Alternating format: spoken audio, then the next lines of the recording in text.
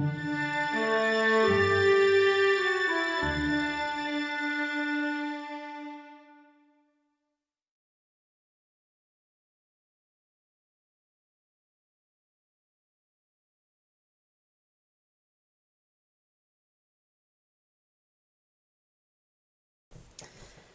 think what I'd like to say to the U.S. Department of Agriculture and Department of Justice is that while these hearings are really important in terms of setting domestic policy and rethinking concentration in our agricultural system or questioning that and reversing that process, it's also a regional discussion as well as an international one that's linked with trade issues and also investment.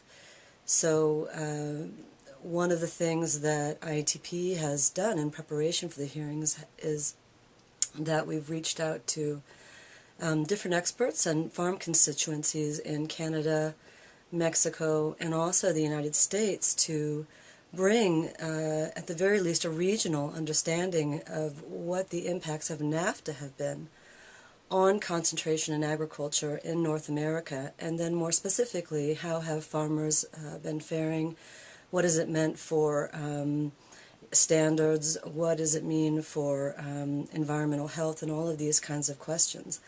And some of the initial responses that we've gotten have to do with incredible losses to small-scale farmers.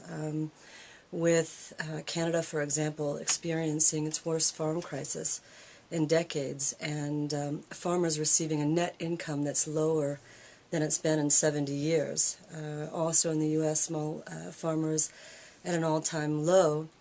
And in Mexico, again, one of the worst food crises in 6 decades. So the stakes are high.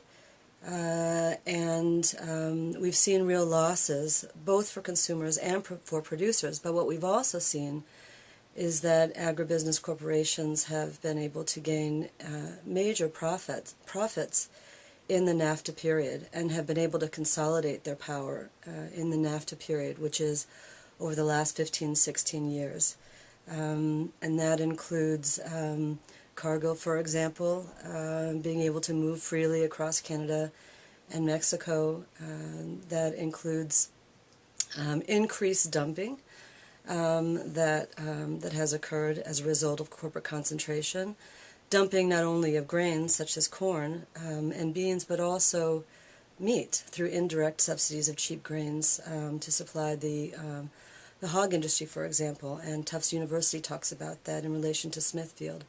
So these are some of the questions that really arise in this discussion that need to come out, that the U.S.